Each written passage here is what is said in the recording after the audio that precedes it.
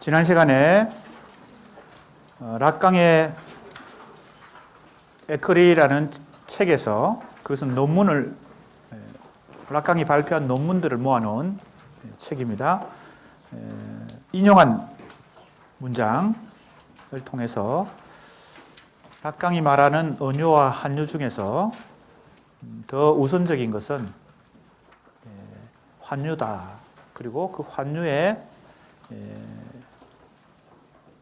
무의미 속에서 언유의 의미가 발생한다. 이렇게 우리가 일단 살펴보았습니다. 조금 더 자세히 살펴봅시다. 81쪽 설명 부분. 락강은 언유를 한 기표가 다른 기표로 대체되는 과정에서 의미를 만들어내는 것으로 정의했다. 우리가 이미 공부했죠. 락강은 언유를 야콥슨처럼 혹은 소시러처럼 언어학적으로 혹은 수사학적으로만 설명하지 않고 기표의 대체라는 설명 그리고 의미의 발생이라는 설명, 이것이 중요하죠. 그런데 인용문 1은 하나의 기표와 숨은 기표 사이의 관계가 환유적 관계임을 말한다. 언유는 한 기표를 다른 기표로 대체하는 것뿐만 아니라 대체된 기표 혹은 숨은 기표가 나머지 기표들과 환유적으로 결합될 때 생겨난다. 자, 그래서 언유와 환유의 관계가 단순하지 않다는 것입니다. 락강이 구체적인 문장을 예를 들고 있습니다. 언유의 예로 따르띠우라는 사람의 문장을 예를 들었습니다. 사랑은 햇빛 속에서 웃고 있는 조약돌이다 라는 문장입니다. 우리가 쉽게 언유로 예를 드는 A는 A = B의 구문이죠. 그런데 여기서 보면 기표를 우선 생각해 보면 기표를 우리가 락강은 S, 대문자 S로 썼죠. 그런데 이것이 대체되는 과정, 그렇죠? 이렇게 생각해 볼 수 있습니다. 하나의 기표가 다른 기표로 대체된다. 그런데 이 문장은 우리가 단순하게 예로 들던 A와 B, 즉 A1과 A2의 관계만 있지 않고 다른 게 개입되죠. 그게 뭡니까? 자, 사랑은 조약돌인데, 그죠? 햇빛 속에 웃고 있는 조약돌이에요. 그러면 사이에 두 개의 기표가 더 들어갔습니다. 결국은 이게 사랑이고 이게 조약돌이라면 여기에 뭐예요? 햇볕이 들어갔고 웃음 이렇게 들어갔죠. 그러니까 기표가 4개나 지금 대체되고 4개가 등장하고 기표가 3번 대체되는 문장입니다. 락강이 예를 들었습니다. 이 문장을요.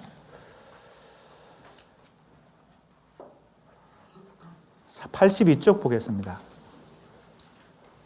둘째 줄입니다. 사랑은 조약돌로 정의되는 동시에 분리된다. 사랑이 조약돌로 대체되는 기호 연쇄의 과정에 햇빛이라고 되어 있으니까 여기도 햇빛이라고.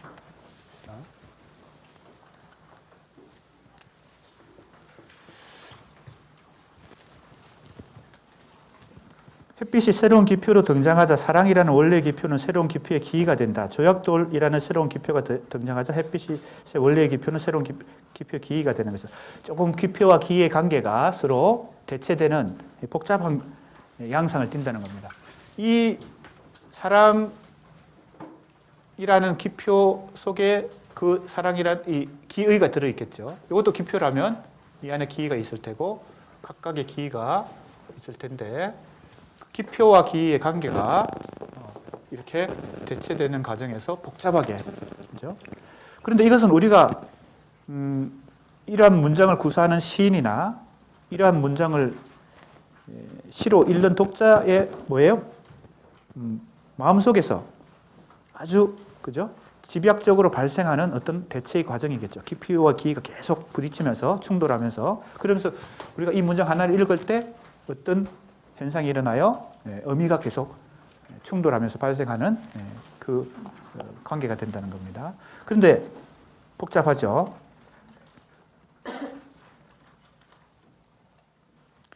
자, 그러면 우리가 쉽게 얘기해 보면 이 중간에 햇빛과 웃음이 없다면 사랑은 조약돌이다.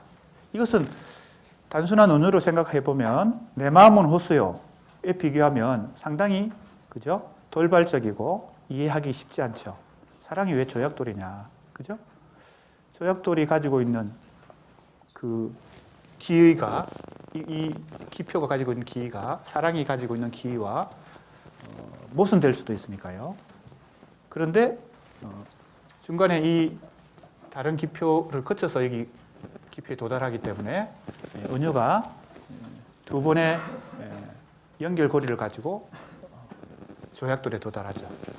그러니까 아마 햇빛 속에 웃고 있다는 것이 개입됨으로 해서 아마 이 조약돌은 오늘도 비가 오고 있는데 비를 맞은 그죠? 그런 한편으로는 축축하고 누추한 그런 조약돌일 텐데 해가 나서 햇볕이 나서 웃음을 띠는 그런 상황이다라고 보면 사랑이 갖고 있는 그죠? 신비한 그 묘약과도 같은 그런 의미를 이렇게 발생시킨다라고 볼 수 있겠습니다. 하나의 락강이 든 하나의 문장을 가지고 지금 은유와 한유가 어떻게 발생하는지를 살펴보는 것입니다. 인용문 2는 은유는 무의미로부터 의미가 발생하는 지점에 자리 잡고 있다. 그러니까 은유와 한유가 완전히 별개로 독립적으로 존재하지 않는다는 것이 첫 번째고, 두 번째는 한유의 바다에서 카오스로부터 질서가 나타나는 것처럼 무의미로부터 의미가 발생한다. 한유 속에서 은유가 발생한다. 이렇게 우리가 정리해 볼 수 있겠습니다. 83쪽입니다. 무의미가 의미를 발생시키는 토대라면 환유가 은유보다 우위에 있다고, 우위에 있다는 것은 이제 우선권이 있다. 다른 말로 하면 발생적으로 먼저 있다라고 볼 수 있겠습니다. 페트 비트머의 환유의 우위를 주장한 이제 이론가인데 33번 줄을 보면 번역이 되어 있습니다. 우리나라에도. 그런데 락강의 이론이 상당히 난해하고 복잡하기 때문에 그것을 해석하는 이론가들의 의견이 충돌하고 서로 다른 경우가 많이 있습니다. 그 중에 페미니즘 이론가인 리스 이리 가레이는 은유가 더 락강이 중시하는 것이다 라고 간주하고 그런 근거로 남성 중심주의, 남건 중심주의라고 또 비판하는 그런 논리를 가지고 있습니다. 왜냐하면 은유는 환유에 비해서 의미를 규정하고 의미를 발생시키기 때문에 환유는 좀 더 무의미에 가깝고, 그래서 그것은 굳이 남성과 여성의 속성과 관련시키면 은유는 남성적이다 이렇게 보는 관점이 있기 때문에 이리 가레이가 그렇게 비판하는 것입니다. 마단 사럽이라는 이론가도 은유의 특권을 부여한다라고 봅니다. 그러니까 락강의 이론에 대해서 해석하는 관점이 입장이 다른 것이죠. 그러니까 우리 학생들도 각자 자기 입장을 생각해 볼 수 있는 공부를 진행하면서 생각해 볼 수 있으면 좋겠습니다.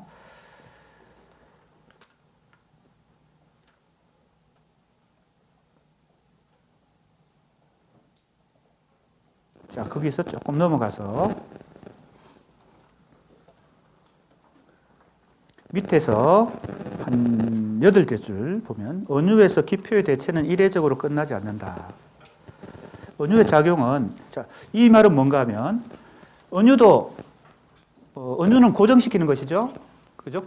기표와 기의가 뭐를 통해서 고정된다 그랬어요? 고정점을 통해서 고정되죠. 그때 의미가 발생합니다. 근데 한 번 의미가 발생하고 영원히 그것이 고정되는 게 아니라 고정점은 순간적으로 발생하고 다시 그죠? 기표와 기의가 거리가 멀어질 수가 있겠죠. 그러니까 이렇게 얘기하는 것입니다. 이례적으로 끝나지 않는다. 은유의 작용은 의미고리에서 종결될 수 없는 과정으로 계속적인 수행을 요구한다. 환유의 작용은 은유를 통해 의미적 차원으로 분리되면서 불가능한 대상들의 연속적인 고리가 될 것을 요구한다. 자, 이제 마지막 줄입니다. 지금까지 은유, 환유의 관계를 얘기했는데 종합해 보면 이건 이제 나의 해석인데 락강이 무의식의 법칙이라고 말한 은유와 환유를 통해 사실은 이것은 프로이트가 꿈의 법칙으로 내세운 압축과 전이를 락강이 은유와 환유라고 재해석한 것이죠. 락강은 처음부터 끝까지 자기가 독창적인 이론가라고 주장하지 않고 자기는 충실한 프로이트의 해석가다. 그죠? 새로운 해석을 한다. 그 말은 뭡니까? 자기가 주장하는 것은 다 어디에 이미 있었다는 겁니까? 프로이트가 이미 말했다는 겁니다. 그런데 사람들이 프로이트가 말한 걸 다 놓치고, 그죠? 단순화해서 자꾸, 그죠? 받아들이고 수용하고 또 때로는 비판하고 하니까. 어찌 보면 아이러니컬한 얘기인데 지난 시간에 한번 얘기한 적이 있죠. 수많은 프로이트 정신 분석학의 분파들이 생겨날 때 프로이트를 비판하면서 대체적으로 어떤 관점으로 비판했습니까? 환원주의다. 그죠? 생물학주의다. 가족주의다. 그죠? 뭐 또 욕망을 결핍으로 간주한다. 뭐 이런 여러 가지가 있었죠. 그런데 정작 락강이 볼 때는 프로이트가 환원주의를 한 게 아니고 프로이트의 이론은 복잡한데 생물학에서 출발했지만 그죠? 메타 심리학도 철학도 그래서 하나의 완전한 학문으로 만들려고 노력하는 과정에서 이게 뭡니까? 혼재되어 있겠죠. 겹쳐져 있는데 그걸 비판하는 사람들이 그걸 생물학주의로 단순화해서 비판하는 경향이 있다는 겁니다. 융도 그렇고 뭐 많은 사람들이. 그렇게 보면 환원주의의 오류를 범한 것은 프로이트가 아니라 그걸 비판한 사람들이 수도 있다라고 생각해 볼 수 있습니다. 락강은 그런 입장이죠. 그래서 락강은 프로이트가 이미 말한 것 속에서 자기가 재해석을 통해서 이론을 펼치고 있다. 그래서 뭐 우리가 지난 시간에 락강이 후기 이론에 가서 초기, 중기 이론까지 다 종합한 후기 이론에 가서 이 보로메오 매듭을 제시한다고 그랬죠. 도식으로. 그러니까 이게 상상계, 상징계, 실제라면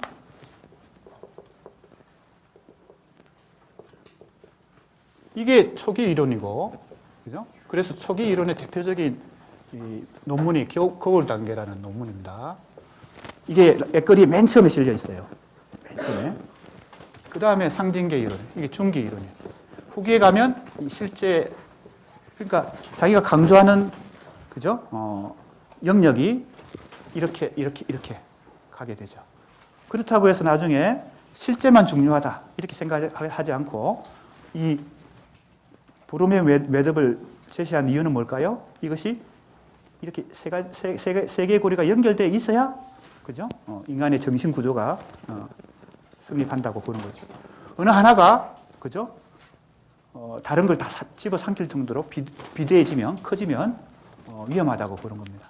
그런 의미에서 초기, 중기, 후기의 이론이지만 후기에 실제에 관심을 많이 가졌지만 실제만 중요하고 상징계는 중요하지 않다. 뭐 이렇게 보는 건 아니란 겁니다. 락강의 이론은. 그죠? 자, 또 얘기할 기회가 있을 것 같으니까 좀 넘어가 봅시다. 궁극적으로 말하려고 한 바는 무엇일까? 84쪽.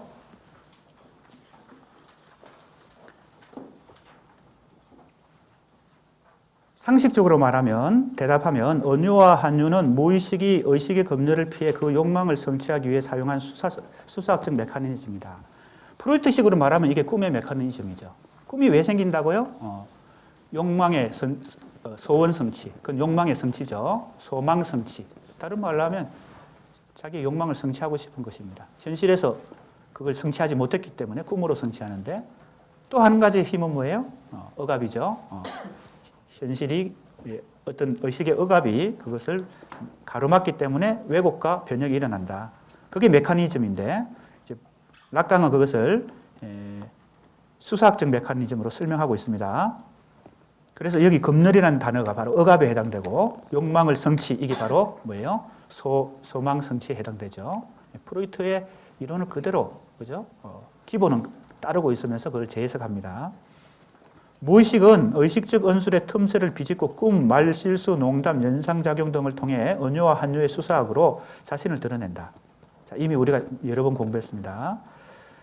한편 다른 측면에서 말한다면 락강은 언유를 통해 무의식적 주체의 발생을, 자, 이 부분이 이제 언유와 한유에 대한 중요한 해석입니다. 언유를 통해서는 주체가 발생한다. 우리가 앞에서 뭐가 먼저 발생한다 그랬어요? 의미가 발생한다 그랬는데 이제 또 주체가 등장합니다. 이게 자아고 이게 주체죠. 상징계의 그죠? 개입을 통해서 주체가 비로소 형성되죠. 상상계 속에서는 자아가 형성되고, 그죠? 그때 우리가 뭐라고 그랬어요? 1차 소외가 일어났다. 그때 2차 소외가 일어났다. 이렇게 얘기했죠. 자, 소외라고 하는 것은 자신의 욕망으로부터 혹은 본래 자기로부터 비껴났다, 어긋났다 이런 뜻이라 그랬죠. 프로이트가 거세란 단어를 쓴 것이 너무 많은 오해를 생물학적인 그죠? 생물학주의라는 오해를 많이 불러일으키니까 이걸 뭐예요? 소외라는 단어로 재해석한 것입니다. 그런데 자기가 재해석하면서 아까도 얘기했죠? 기본적으로 락강은 뭐라고 설명한다고요? 프로이트가 이미 말한 것이다. 나는 이걸 재해석할 뿐이다. 이 소외란 것은 프로이트가 거세란 용어로 말할 때 이미 그 의미 속에 포함되어 있었다는 겁니다. 그게 반드시 신체적인 어떤 의미만을 갖지 않는다는 거죠. 그러면 실제가 가지는 역할이 여기서 설명될 수 있습니다. 그럼 이 소외로부터 벗어나는 것이 정신분석학의 중요한 목적이 되는 것입니다. 그죠? 본래 자기를 찾아야 되죠. 내가 열심히 욕망을 갖고 살아가는데 그게 실제 내 욕망이 아닐 수도 있는 거죠. 그죠? 왜냐하면 그 욕망, 의식과 무의식 속의 역학관계 속에서 그 욕망 때문에 사람들이 이제 열심히 살아가기도 하고, 여러 가지 부작용이 생기기도 하고, 그래서 병원에 가기도 하는데, 그 욕망이 왜 부작용이 일어나는가? 진짜 내 욕망이 아니고, 다른 사람의 욕망을 내가 내 욕망인 것처럼 착각하고 살았기 때문에 그렇다는 것이 이제 기본적인 설명입니다. 왜 그걸 설명하는 용어가 소외입니다. 자아가 형성될 때 1차 소외가 일어났고, 주체가 형성될 때 2차 소외가 일어났기 때문에 우리는 자아를 거치고 우리 안에 이미 이게 사라진 건 아니죠. 이미 우리도 상상계를 거쳤지만 상상계는 아직 우리 안에 남아있죠. 살아있죠. 그러니까 이것 우리 안에 자아도 있습니다. 또 이 단계까지 왔지만 그죠? 다 우리는 주체로서 이렇게 소외된 2차 두 번의 소외를 거친 주체라는 거죠. 주체가 되기 위해서는 어쩔 수 없이 그렇게 그걸 받아들여야 된다는 겁니다. 소외를. 그럼 이제 어떻게 이 소외를 벗어날 수 있을까요? 락강 그걸 이제 분리라고 용어를 붙입니다. 소외로부터 벗어나는 것. 쉽게 우리말로 풀이하면 이런 것이죠. 자신의 욕망을 살아라는 겁니다. 욕망을 포기하지 말라. 자기 욕망을 포기하지 말라. 그러니까 자기 욕망이 뭔지를 알아야 되겠죠. 그죠? 그것과 관련된 게 이 실제입니다. 실제. 나중에 곧 나올 테니까 지금 한번 미리. 지금 우리가 이번 학기에 여러 이론가들을 조금씩 다 공부하고 있기 때문에 프로이트나 락강을 본격적으로 공부하고 설명하기는 어렵습니다. 하지만 중요 개념, 기본 개념들을 조금 요약해서 도식적으로 쉽게 설명하고 있는 삶인데 이 실제는 첫 번째 진짜 있다, 진짜 존재한다 이런 뜻을 갖고 있습니다. 우리가 실제라는 말 자체가 그런 뜻이죠. 실자, 있을제자잖아요. 그죠? 우리가 실제한다. 진짜 있다. 레알 존재한다. 이런 뜻이죠. 그죠? 진짜 있다. 그런데 문제는 레알 존재한다고 하는 이 단어를 사람들마다 무엇이 실제라고 하는 것은 다를 수 있다는 겁니다. 뭔지 알겠습니까? 그래서 이 실제라는 단어를 락강이 처음 사용한 것도 아니에요. 이미 철학에 있는 용어입니다. 아주 오래전부터. 고대 철학자들부터 이 실제란 것에 관심을 가졌죠. 왜? 철학의 아주 근본 목적이 실제를 찾는 거니까. 허상이 아니라 실제를 찾는 거. 그죠? 이 세상에 존재하는 것 중에서 가짜가 아니라 진짜를 찾는 거. 이게 얼마나 철학자들에게 중요한 목표였겠어요? 그래서 플라톤은 뭐가 실제라고 생각했을까요? 이데아가 실제라고 생각했어요. 현실에 있는 이것들은 다 가짜고 실제는 우리 눈에 보이지는 않지만 본질 본질로서 있는 그 이데아라고 생각한 거죠. 여기 있는 모든 인간들은 다 현실에 있는 인간인데 실제가 아니라고 생각한 거죠. 진짜 실제는 인간이라는 하나의 뭐예요? 진짜 이상적인 이데아로서의 인간. 그죠? 그게 실제라고 생각했으니까 현실에 있는 모든 존재는 뭐예요? 한번 모방한 거지. 그러니까 복사품이야. 그 예술은 어떻게 되겠어요? 예술은 현실에 있는 인간이나 자연을 모방하잖아요. 그죠? 우리가 그림을 그리거나 문학을 하거나. 그럼 예술은 2차 모방이야. 한 번 더 복사한 거야. 그러니까 갈수록 더 희미해지죠. 우리가 원본을 가지고 복사를 여러 번 하면 갈수록 희미해지는 것처럼 이데아가 원본이고 현실은 복사물이고 예술은 2차 복사라고 생각했기 때문에 갈수록 뭐예요? 가치가 떨어지는 거예요. 그래서 시인들이 대접을 못 받는 거죠. 플라톤의 사상에서는. 그래서 시인 추방론이라는 얘기까지 플라톤이 하게 됩니다. 근데 아리스토텔레스는 뭐가 실제라고 생각했을까요? 이 현실이 실제라고 생각했습니다. 이데아가 아니라 추상적인 어떤 본질이 아니라 이 현실에 있는 자연 이 자체가 실제라고 생각했죠. 그래서 아리스토텔레스가 예술은 자연의 모방이다 할 때 그것은 2차 복사가 아니라 1차 복사죠. 무슨 말인지 알겠습니까? 근데 이제 락강 그 이후에 많은 철학자들이 다 실제를 그죠? 찾아내려고 했는데 락강이 보는 이 실제는 어디에 가깝나요? 일단 있는 것이에요. 그럼 이거는 물질적인 것인가? 심리적인 것인가? 그걸 다 포함하는 것인데, 그죠? 우리가 있다는 것이 현실적 실제도 있고 심리적 실제도 있잖아요. 현실에는 없지만은 인간의 정신 속에 심리적으로 있으면 그것도 실제한다고 볼 수 있잖아요. 그죠? 그런 걸 다 포함합니다. 그런데 굉장히 조금 어려운 부분은 논리적으로 불가능하다는 겁니다. 실제를 뭐라고 딱 꼬집어서 논리적으로 설명하기 불가능한 것이 실제다. 그래서 이렇게 설명합니다. 뭐도 아니고 뭐도 아니다. 그죠? 우리가 능동적으로 설명하는 거, 그죠? 아니, 네거티브, 그죠? 소극적으로 뭐뭐가 아니다라는 식으로 정의를 내립니다. 뭐도 아니고 뭐도 아니겠어요? 당연하겠죠.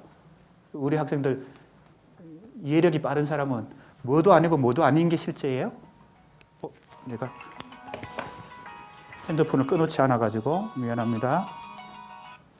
수업 중인데 곧 전화하겠습니다.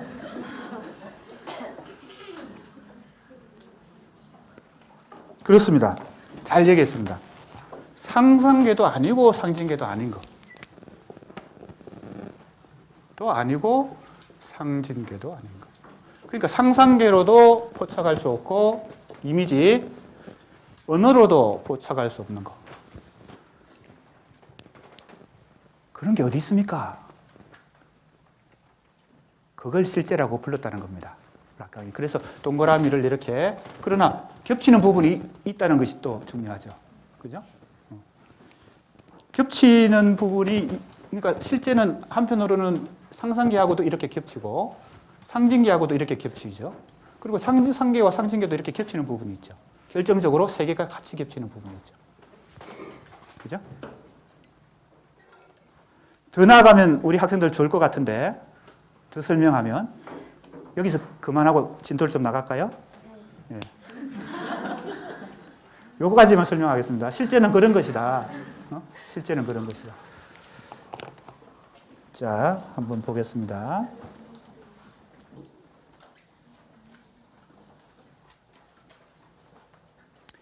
자, 아까 우리 본문으로 다시 돌아오면 락강은 언어를 통해 무의식적 주체의 발생을, 다시 우리 언어 얘기로 돌아왔습니다. 언어는 의미가 발생하는 동시에 뭐가 생겨요? 주체가 생깁니다. 그래서 우리가 언어가 고정점을, 기표와 기의가 서로 만나지 못하다가 딱 만나는 이 순간에 의미도 발생하고 주체도 발생합니다. 그 말은 뭡니까? 락강의 이론에서는 주체가 이렇게 물질적으로 고정되거나 영구불변하게 규정된 존재를 주체라고 말하는 게 아니라는 거죠. 그 순간 주체가, 그죠? 정신적인 주체가 성립됩니다. 근데 다시 기표와 기의가 떨어져서 환유가 진행될 때는 주체가, 그죠? 멀어지는 것입니다. 우리 속에서 주체가 발생할 때도 있고 주체가 발생하지 않을 때도 있다. 우리는 그냥 우리가 단순히 주체를 하나의 규정된, 고정된 존재로만 우리는 자꾸 생각하지, 실체로 자꾸 우리는 실체로 간주하잖아요. 고정된 혹은 규정된 그런 존재가 아니다. 락강의 주체 개념은요. 그러니까 언어가 발생하는 순간 주체가 성립한다. 그런데 다시 주체는 그죠? 멀어질 때가 있죠. 그죠?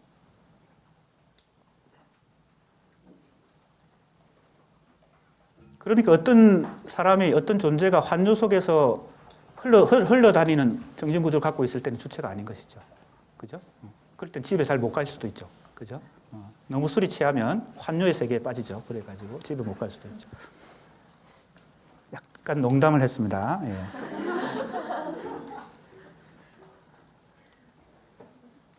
자, 조금 더 보겠습니다. 환유를 통해 그것의 결렬을, 그러니까 그것의 결렬가 뭐예요? 주체의 결렬. 환유가 진행될 때는 주체가 결여됩니다. 자, 그러니까 언유와 환유의 관계를 잘 이해하면 이것이 크게 어렵지 않습니다. 나중에 이제 시를 공부할 때도 이 언유와 환유의 락강의 이런 개념을 가지고 한번 분석해 볼 수도 있습니다. 시가 완전 의미로만 만들어지지 않잖아요. 그죠? 무의미로도 만들어진다.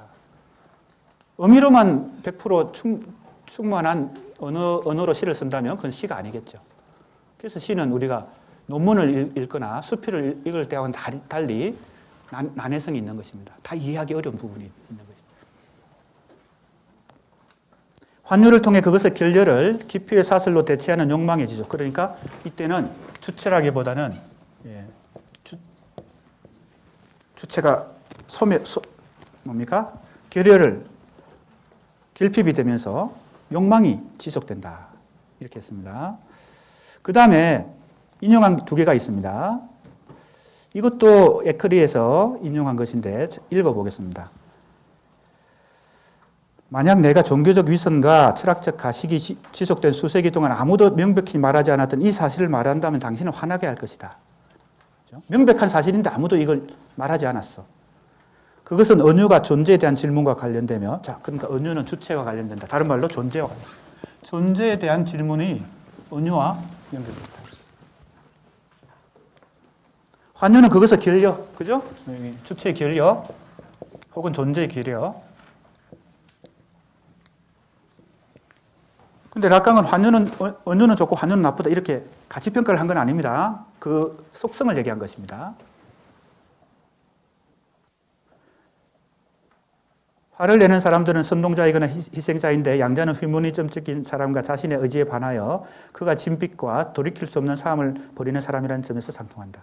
그러니까 정신분석학은 휴머니즘이 아니다. 이때 인간주의 휴머니즘은 오히려 진실을 왜곡하는 어떤 가상이나 허상을 제공한다고 볼 수 있겠습니다. 이때 휴머니즘을 비판하고 있죠.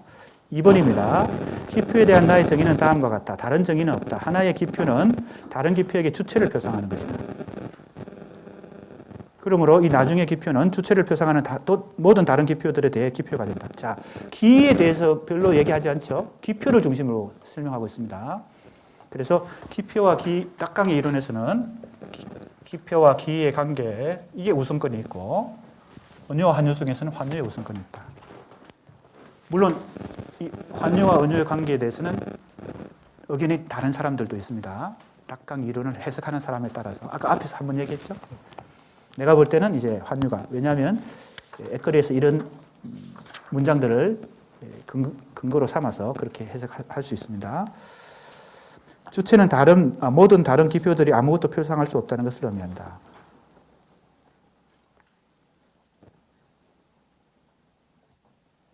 (85쪽으로) 가보겠습니다. 셋째 줄입니다. 락강에게 주체는 기본적으로 언어의 물질적 진료이자 구조인 기표에 종속된 주체이다. 자, 이 말이 이미 내가 설명한 것 같죠? 그걸 간단한 하나의 기호로 표시한 게 이겁니다. 뭐에 소외된 거예요? 상징계에 의해서 소외됐죠. 상징계가 언어잖아. 언어를 대표하는 게 기표예요. 락강에게 있어서는 이 상징계 언어를 대표하는 게 기표예요. 이렇게 관통당한 것은, 그죠? 주체는 완전히 독립적인 주체가 아니라 누군가에 의해서 소외됐는데, 소외됐다는 것은 침해당했다. 그죠? 자기 욕망을 잃어버리고 진짜 자기로부터 벗어났다. 멀어졌다. 이것을 원인이 뭐예요? 이 기표예요. 즉 언어예요. 언어에 의해서 종속됐다. 주체는 오이디푸스 과정을 거치면서 이미 존재하는 대타자 속에서 기표의 매개에 의해 탄생한다.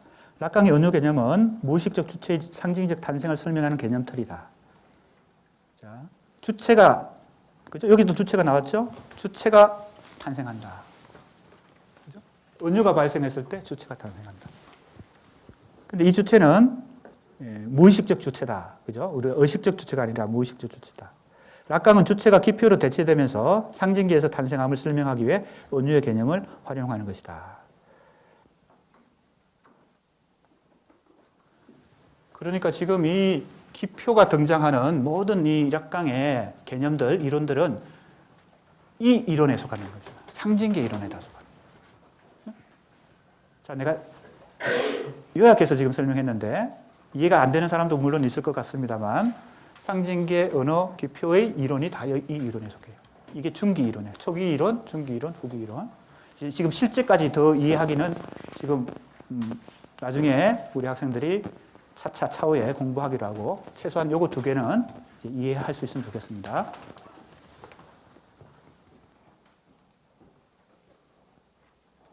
밑으로 좀 내려가 보겠습니다.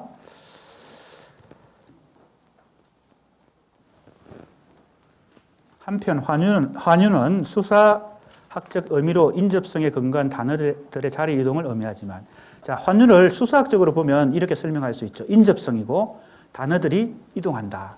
이것은 소시르나 야콥슨도 이미 그렇게 설명했기 때문에 락강이 이러한 수사학적 혹은 언어학적 개념을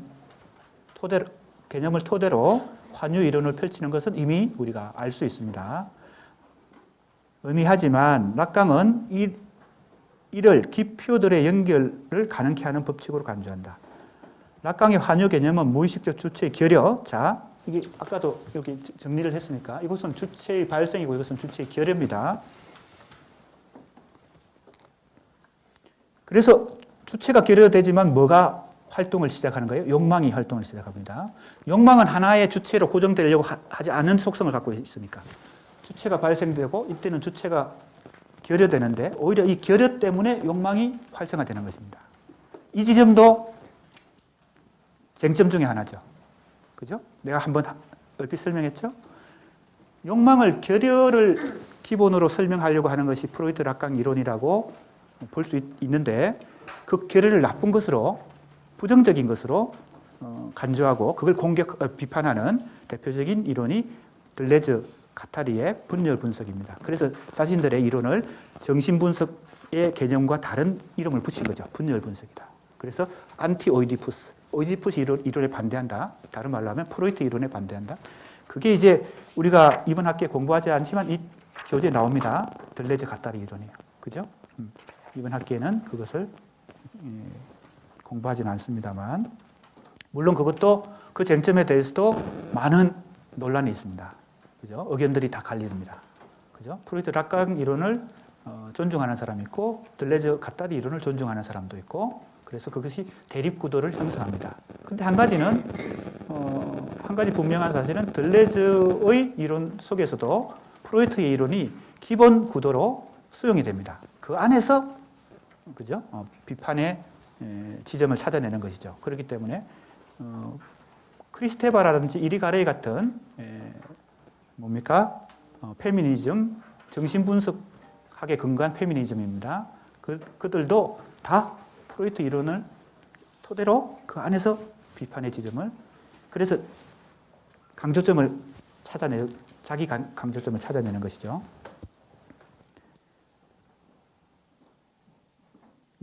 보세요. 주체의 결여에 기인한 욕망의 영속화. 조금 전에 내가 설명한 것입니다. 주체가 결여되니까 그 빈틈에 욕망이 활성화되는 것입니다.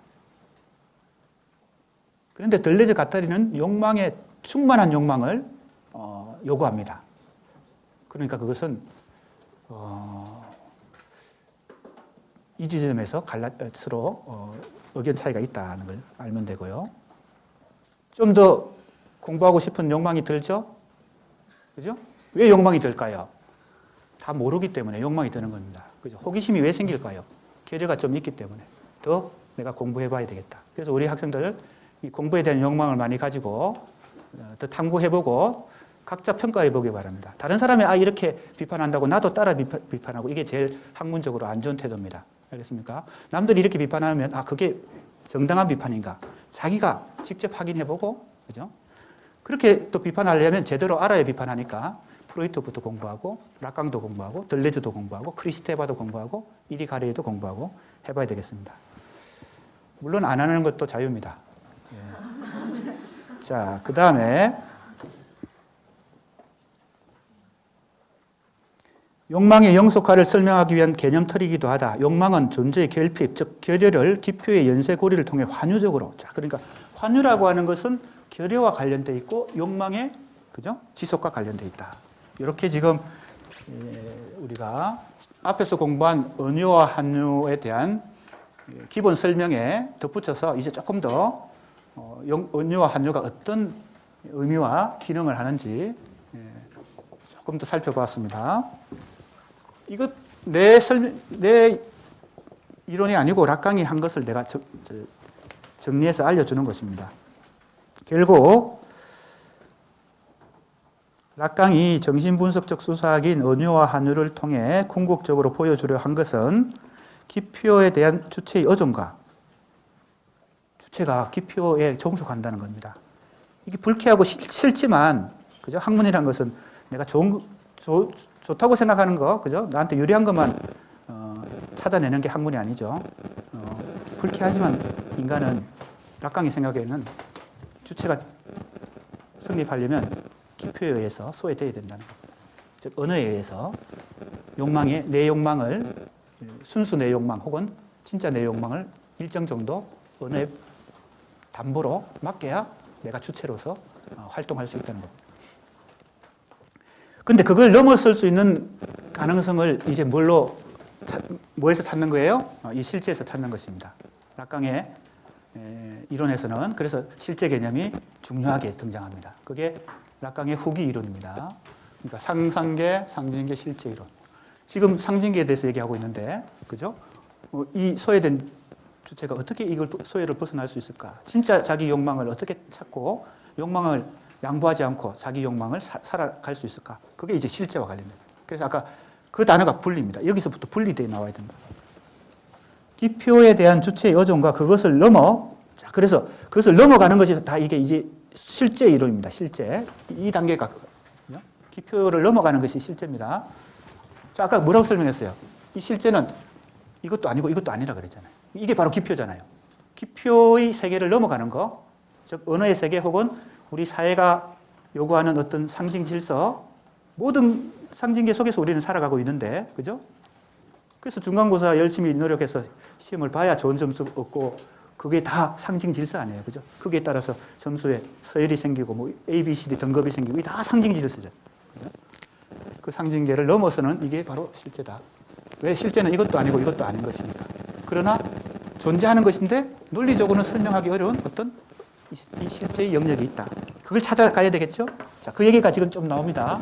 이걸 더 자세히 설명하기는 어렵고 86페이지 위에서 5째 줄에서 끝납니다. 그렇기 때문에 안심해도 되겠습니다.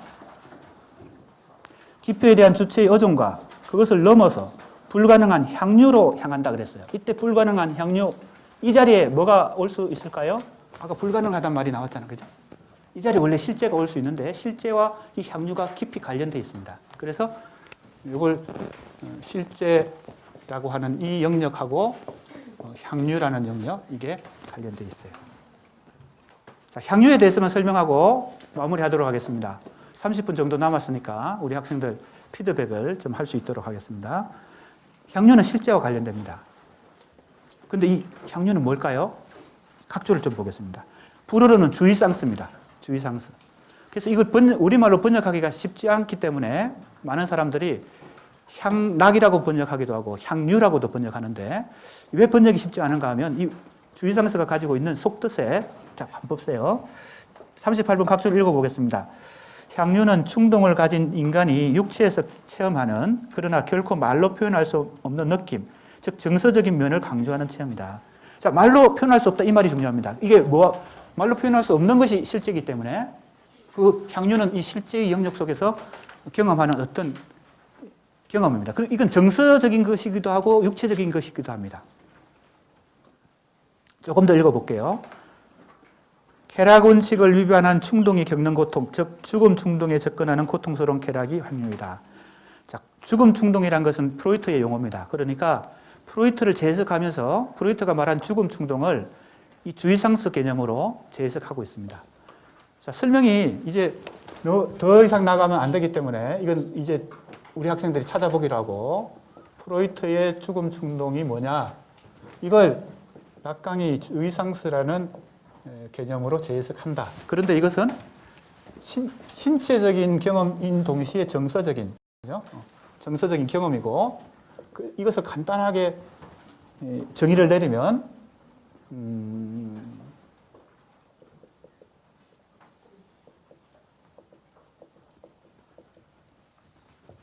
이렇게 정의를 내릴 수 있습니다. 쾌락인데 단순한 쾌락이 아니라 고통과 함께 동반해서 오는 쾌락입니다. 주의상스. 그래서 여기에는 성적인 의미가 포함되어 있습니다. 성적인 의미. 성적인 쾌락에는 고통이 같이 동반된다는 거죠. 그래서 이 주의상스를 왜 인간이 추구하느냐. 말로 할 수 없는데 그 어떤 성적 쾌락 속에서 반드시 성적 쾌락만을 얘기하는 건 아닙니다. 굉장히 복합적인 개념인데 그 고통을 사람들은 피하는 게 쾌락 원칙이거든요. 고통과 긴장과 불안을 피하는 게 프로이트가 말하는 쾌락 원칙이에요. 자, 이 쾌락 원칙도 나왔어요. 이게 다 설명하기 어렵습니다. 이제 우리 학생들이 각자 탐구를 해보기 바랍니다.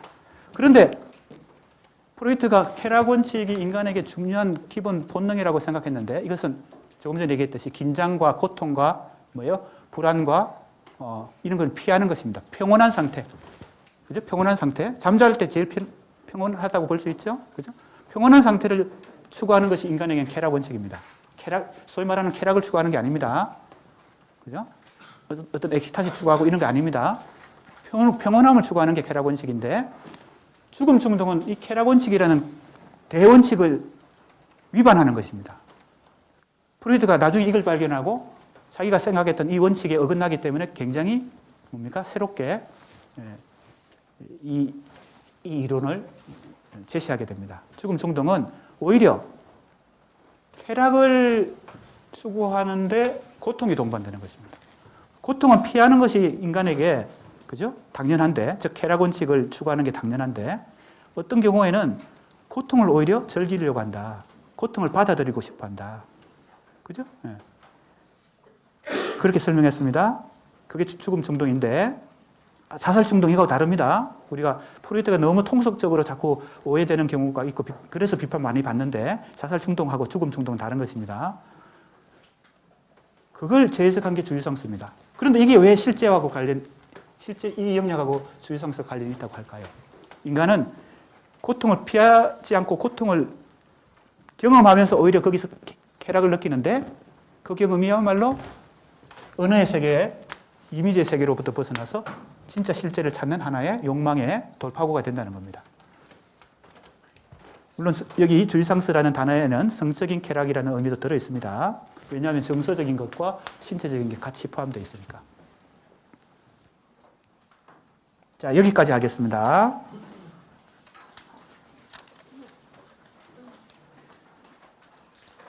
자, 조금 더 읽어볼까요? 마지막으로 읽어봅시다. 이것은 기표와의 결합 속에서 지어지면서도, 이게 소외죠. 지어진다는 말이 소외죠. 기표와의 결합 속에서 지어집니다. 기표 때문에, 이 언어 때문에 지어져요. 자기의 욕망이, 원래 욕망이. 그 말할 수 없는 욕망인데, 기표는 말로 해야 되기 때문에 그 언어에 의해서 이게 지어져요. 즉, 소외됩니다. 그런데 소멸하지 않고 실제, 여기 나오죠? 레알이라고 나오죠? 이게 실제입니다. 모습으로 자신을 드러내는 존재의 양상이다. 주의상스를 추구하는 것은 실제에 도달하려는 하나의 운동이다. 이렇게 볼 수 있겠습니다. 다시 말해 욕망은 기표에 의해 거세되어, 자, 이 거세란 말이 여기서 나왔는데 이건 프로이트 용어죠. 락강 용어는 소외입니다. 근원적 대상으로 나타나는 주체의 상실된 부분. 자, 주체의 상실된 부분이 있습니다. 뭐와 뭐에 의해서. 원래 존재했는데 상상계와 상징계, 이미지와 언어의 세계에 의해서 그것이 뭐예요? 소외됐죠. 그걸 다시 본질을 회복하려면 뭐예요? 이 주의상실을 통해서 혹은 주거 충동을 통해서 실제에 도달하려고 노력해야 되는 것입니다. 주체의 상실된 부분을 회복하려는 시도이기도 하다. 단순하지 않고 좀 복잡합니다. 내가 지금 최대한 단순하게 설명하고 있습니다. 그리고 향유는 지금 향유라고 번역했는데 주의상스라고 그냥 말하는 게 좋습니다. 주의상스는 이처럼 존재를 지향하는 불가능한 욕망의 또 다른 이름이다. 불가능한 말이 또 나왔죠? 불가능. 이거 완전히 도달하기 어려운 것입니다. 이것은 인간이 완전히 이 실제라는 목표에 도달하고자 하지만 도달하기 어려운 불가능한 지점입니다. 하지만 이 실제라는 지점을 항상 추구하고 있기 때문에 인간이 욕망을 작동하면서 살아갈 수 있다. 이런 얘기죠. 그걸 가능케 한 게 뭐라는 거였죠? 그 다음 단어가 또 하나 나왔습니다. 이것도 중요한 락강의 용어입니다. 자, 이 실제를 찾아서 주의상실을 경험하고 실제를 찾아서 상상계와 상징계의 질서를 벗어나서 자신의 욕망을 회복하려는 이 주체가 무엇을 통해서 이 실제를 찾아가고 또 주의상실을 경험할까요? 바로 환상입니다. 환상을 통해 형성된다. 자, 그 환상의 고리가 어디 있을까요? 환상의 고리가 지금 이 동그라미 3개가 있는 보로메오 매듭 도식 속에서 바로 이 지점이 환상의 고리입니다. 이 지점을 통해서 실제에 도달할 수 있는 것이죠. 왜? 이게 3개의 동그라미가 공통분모로 겹치는 부분이니까 이게 환상의 메커니즘이 작동하는 부분이다. 이렇게 볼 수 있습니다. 자, 몇 가지 개념이 관련되어서 나왔습니다. 뭐 이론에? 실제 이론에. 자, 상상계 이론, 상징계 이론, 실제 이론인데 실제 이론에서 어떤 개념? 첫 번째 실제, 두 번째 주의상스, 세 번째 환상. 이 3가지 개념이 다 이 실제와 관련됩니다. 더 자세한 것은 각자 우리 수강생들이 환상과 그죠? 욕망을 작동시켜서 더 공부를 진행해 보기 바랍니다. 자, 진도는 여기까지고 이거 한번 해볼까요? 시간이 좀 많이 갔지만 이거 불을 좀 끄고 스크린을 내리고 해야 될 것 같습니다. 스크린도 내리고 불도 끄고 한번 해보세요.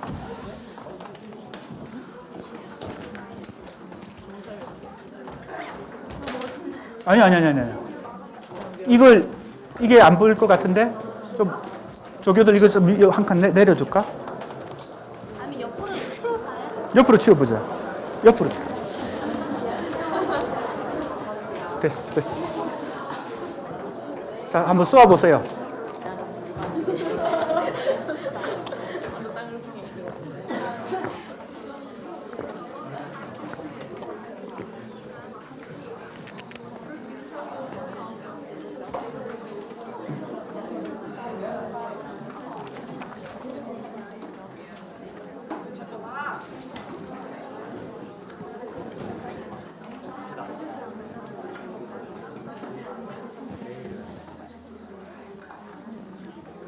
그래도 조금 더 해보세요. 안 보이는데? 보입니까?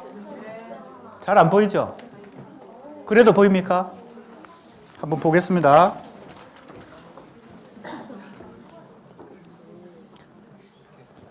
우리 학생들이 제출한 1차 과제물 중에서 한 10편을 골라봤는데요.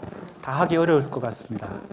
그러나 할 수 있는 데까지 하고 혹시 우리 학생들을 원하면 중간고사 이후에 첫 시간에 이제 사실은 그때부터 또 중간고사 이후 진도를 나가야 되는 거지만 이걸 조금 더 할 수 있도록 하겠습니다. 이름을 일단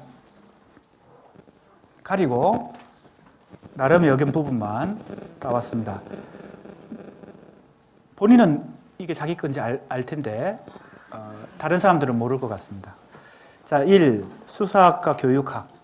자, 그러니까 우리가 공부한 수사학이 교육적 측면이 강하다는 것을 이 제목에서 잘 드러내고 있습니다. 우리는 논증의 수사학과 문학 비평의 연구가 교육적으로도 영향력을 발휘할 수 있음을 알고 있다. 교육이란 문학이란 영역에만 제한적으로 적용되는 개념이 아닌 거시적인 범주의 교육을 의미한다. 문학 교육만을 의미하지 않고, 그죠? 교육 전체를 의미한다는 겁니다. 그러면 논정의 수사학과 교육이 어떻게 관련되는가? 자, 이 학생은 이렇게 얘기합니다. 차이와 합의에 대해 논의할 수 있는 교과. 자, 논정의 수사학에서 중요한 개념이 차이와 차이를 합의에 도달하기 위해서, 그죠? 노력하는 것이었죠. 그러니까 이 교육도 그런 기본 원리를 가지고 설명할 수 있다는 것입니다. 차이와 합의에 대해 논하는 것은 결국 비평의 개념으로 취현할 수 있다. 자, 이제 차이와 합의를 비평이란 개념으로 연결시켰습니다. 비평이란 세상에 어지러이 혼재하는 다양한 가치에 대해서 논리적으로 판단하는 활동이다. 토의할 수 있어야 한다. 그것이 논정의 수사학을 통해 고찰할 수 있는 교육적 지향점이다. 구체적인 논의를 하고 있습니다. 그 다음부터는 논정의 수사학과 교육학의 접점, 수사학과 교육의 융합, 논정의 수사학의 특징과 교육 모델을 구상해보자. 이 학생은 교육 사범대 학생인지 정확하게 모르겠지만 교육에 관심이 많아서 이 논정의 수사학을 교육에 아주 구체적으로 적용해 보고 있습니다. 교육 모델까지 지금 한번 만들어 보려고 하고 있습니다. 논정의 수사학은 첫째, 통습을 지향한다는 특징이 있다. 융합, 통합이라고 말하는 교육 과정에서 통합성이 강조되고 있다. 인성 관련 교과, 창의성 관련 교과를 연계할 수 있고, 교수 학습 모형, 설계하기를 주문한다. 이제 우리 시대의 교육이 이제 통습, 융합, 그리고 교수 학습 모형, 창의와 인성 교육을 강조한다는 얘기겠죠. 그것이 그러한 모델에 논정의 수사학이 도움이 될 수 있다는 것 같습니다.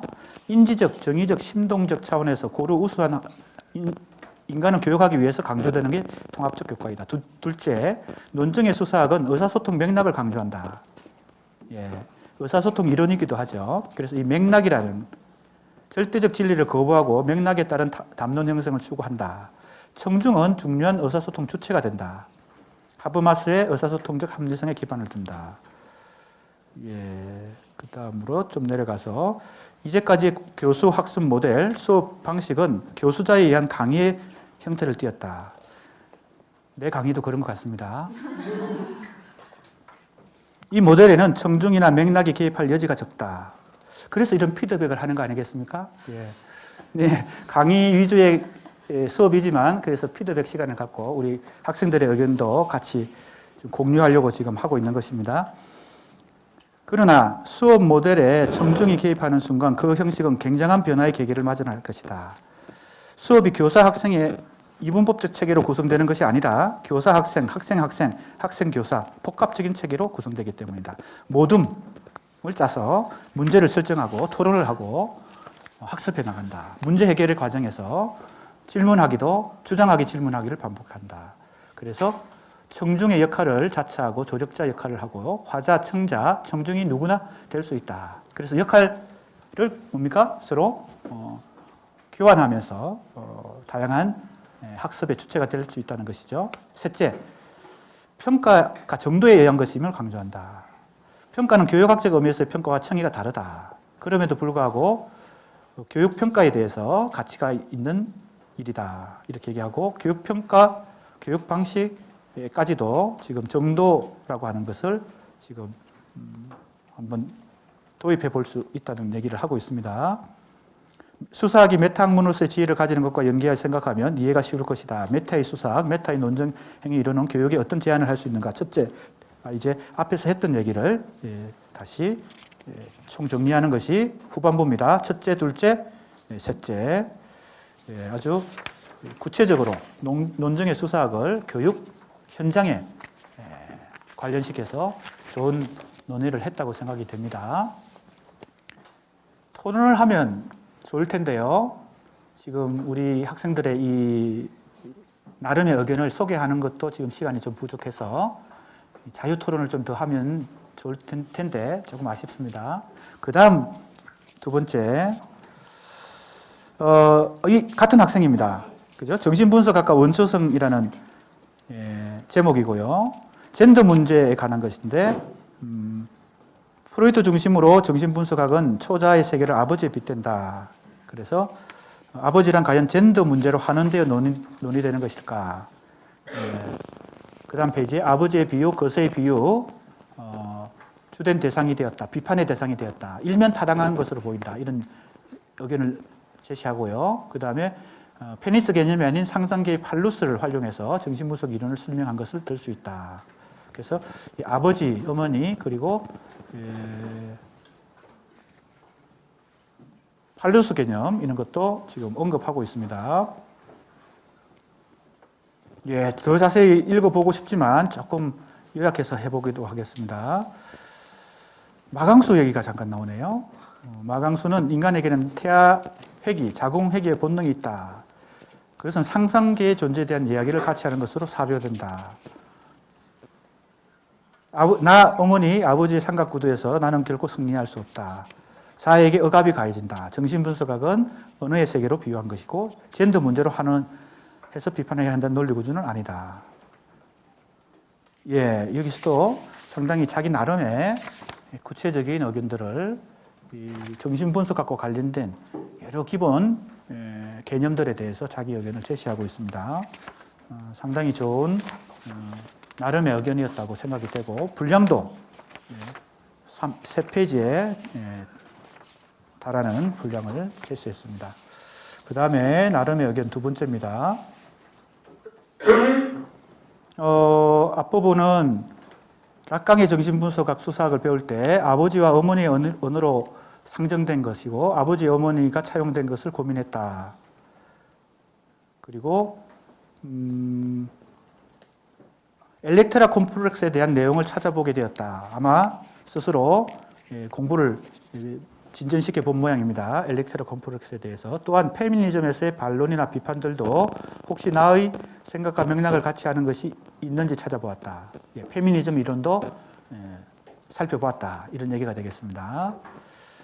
그 다음에 이성의 수사학이 가장 현대 사회와 연관이 깊다라고 하면서 우리 한국의 현재의 여러 가지 문화 현상 그리고 페미니즘, 여성 혐오라는 그리고 SNS, 메갈, 그죠? 주로 여성 혐오나 페미니즘 운동, 현재 우리 사회에서 일어나고 있는 그러한 것과 이 이성의 수사학을 연관시켜서 지금 자기 의견을 제시하고 있습니다. 수사학적 관점의 갈등과 부합한다. SNS 상에서 화자와 청자 사이의 주장과 질문이 만드는 문제들은 대부분 참 거짓으로 구분하는 것이 불가능하다. 그래서 예를 드는 것은 2016년부터 큰 갈등을 가져오고 있는 페미니즘과 여성 혐오, 그죠? 남자와 여자의 사안이 화자와 청자가 되어서 청중을 상정하고 발휘하는 이 SNS의 페미니즘 운동에 대해서 지금 언급하고 있습니다. 이제 여성, 남성 집단들은 상대 청중을 한남, 메갈이라는 혐오 용어로 지칭하며 발화자는 청자에게 사회적으로 합의된 윤리의 선을 사정없이 넘어서는 인신공격적 공격을 주장을 퍼붓는다. 이런 어떤 우리 사회 현상의 문제점도 이성의 수사학과 관련시켜서 하고 있습니다. 그 다음 페이지 보면 페이스북 댓글창에서 보이는 여성 집단에 대한 발화 방식이 이미 규정되어 있다. 남성 화자들에 대한 여성 청중의 반응도 비슷한 경우가 많다. 그래서 실패한 논정 행위가 되는 것을 흔히 볼 수 있다는 얘기겠고요. 지난 2년간 사회에서 남녀 집단의 대립 구도가 매우 공격적이고 윤리적인 기준을 어그러뜨리며 형성되었다. 오스틴의 일상적 개념을 부정하는 데리다의 이론처럼 지난 시간까지의 SNS상 남녀 집단 간의 의사소통 행위는 각 집단의 화자들에게 일상적인 실패를 경험하게 했다. 의사소통의 실패가 다반사가 되었다. 이렇게 지금 지적하고 있습니다. 아마 SNS상에서 주로 여성 혐오나 페미니즘을 테마로 서로 공방을 벌일 때 이렇게 의사소통이 그죠? 실패하는 경우 이성에 근거하지 않은 경우, 그죠? 이런 것이 많이 목격되었다는 얘기가 되겠습니다. 예, 좋은 의견이었던 것 같습니다. 세 번째 학생의 의견입니다. 수사학의 흐름 중 가장 설득력이 있다고 생각하는 부분은 카인 페렐만과 티테카의 신수사학에서 정도의 개념, 그리고 정신분석학의 접근 방법, 제임스 크로스화이트의 논정의 수사학에서 질문하기, 평가하기다라고 전제하고 이제 하나씩 살펴보고 있습니다. 첫째, 신수사학에서 정도의 개념이 타당하다고 생각하는 이유는 논정이라는 것은 하나가 옳고 나머지가 그르다고 판단할 수 없을 만큼 다양하고 나름의 타당성을 그리고 정당화 논리를 가졌기 때문이다. 그래서 정도의 차이로 판정된다, 즉 평가된다 라는 것이 이 학생에게는 첫 번째 정도의 개념이 중요하다는 것을 얘기한 이유가 되겠습니다. 또 덧붙여서 문학이 수행해야 할 역할에 대해서 의견 차이를 보였던 순수문학과 참여문학, 우리 한국 현대문학사에서 주로 60년대에 이 순수 참여 논쟁이 아주 가열되었죠. 그 얘기를 지금 하고 있는 것 같습니다.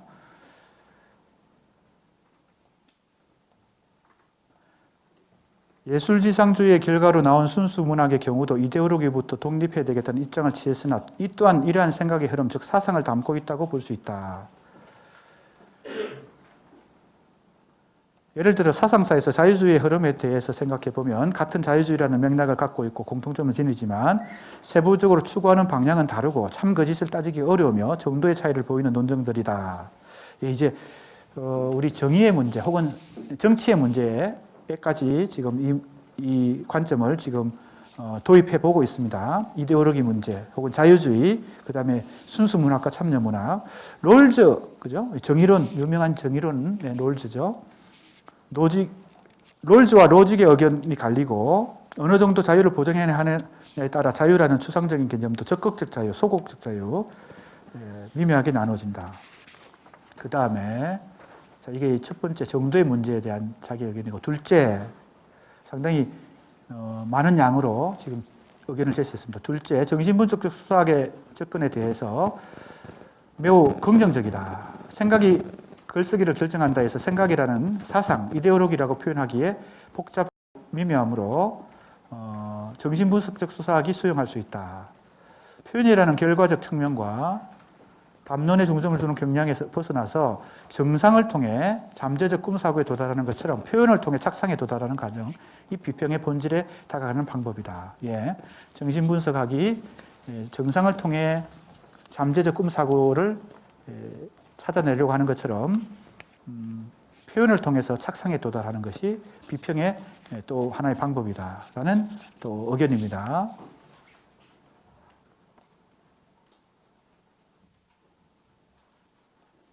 프로이트, 라칸, 야콥슨을 거치며 언유와 한유라는 문학적 기법에 대한 이론을 체계화되었으나 이들이 모든 문학 서술 방식을 포괄하지는 못한다라고 또 비판적인 관점도 제시하고 있고요.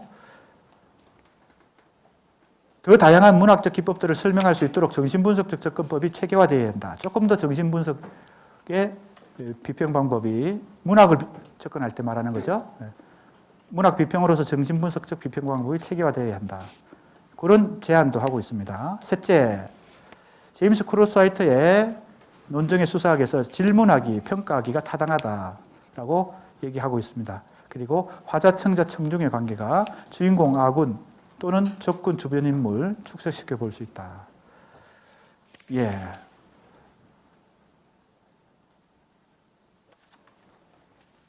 분량도 많고 상당히 적극적으로 자기 의견을 제시했다고 생각이 됩니다. 네 번째 학생의 나름의 의견입니다. 문학 작품을 읽고 이해하거나 평가할 때 작품의 내용 자체만으로는 설명이 가능한 경우 있는 반면 사회적 상황이나 이론적 토대 없이 이해하기 어려울 만큼 난해한 것도 적지 않다. 예, 초현실주의 문학을 지금 예를 들고 있습니다. 이 브루통이라는 사람이 이 초현실주의를 대표했던 사람이죠. 앙드레 브루통입니다. 초현실주의 선언이라는 선언문도 이 사람이 썼죠. 초현실주의의 문학은 작품 자체만을 다룬다면 행간에서 그 어떤 유의미도 읽어낼 수 없다. 초현실주의자들은 무의식으로서 문학 작품을 써내려 갖고 기표와 기의 산선이 분리했고 언어로서 문학의 형체를 부여했는데도 언학이나 시학 자체로는 분석이 힘든 것을 창조해냈다. 예, 이제 소위 말하는 프로이트의 무의식을 가장 예술적으로 많이 구현한 유파가 초현실주의죠. 그래서 실제 브루통의 초현실주의 선언에 보면 프로이트의 이론도 나오고 그걸 참고해서 자신들의 초현실주의 이론을 작성하게 됩니다. 그리고 그걸 실천한 것이 그들의 예술이었죠.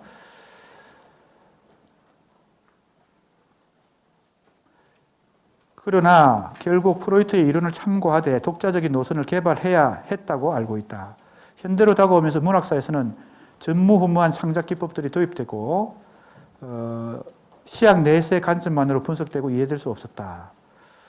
바로 이러한 지점에서 시학의 본질을 간직한 학제적 연구, 그래서 시학과 수사학 간의 학제적 상호 관련성 연구가 중요하다라고 이 학생이 얘기하고 있습니다. 그래서 아마 초현실주의를 예를 들어서 프로이트 정신분석학을 언급했고 그것만으로는 부족하니까 이제는 수사학도 같이 고려해야 된다. 이런 얘기를 하고 있습니다. 그리고 기존의 문학 욕구와 전혀 다른 것을 욕망하며 등장한 문학 작품을 이해하기 위해서는 새로운 욕망에 대해 함께 이해해야 한다. 그래서 다다이즘, 초현실주의, 덧붙여서 현대문학은 이데올로기나 사회적 상황에 대한 이해가 수반되었을 때야 창작 동기에 대한 이해가 소홀해지는 경우가 많다.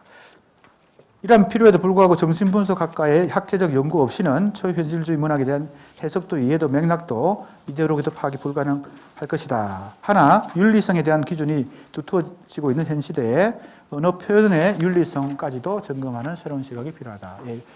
이 전반적으로 지금 이 학생은 정신분석학과 이성의 수사학 이 두 가지가 같이 결합되어서 사유될 필요가 있다. 이런 논지로 지금 자기 의견이 전개되고 있는 것 같습니다. 셋째 줄, 이처럼 문학 역시 과거의 윤리적 기준선에서 벗어나 시대에 발맞추는 새로운 기준을 가질 필요가 있다. 자, 이렇게 또 윤리성의 문제까지도 언급하고 있네요. 그 다음 학생, 나름의 의견, 5번째 학생입니다.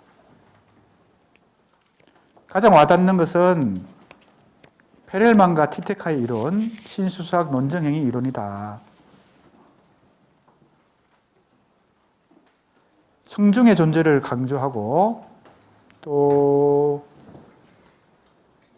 비평의 매개로서 청중을 끌어들이는 유용한 도구가 된다.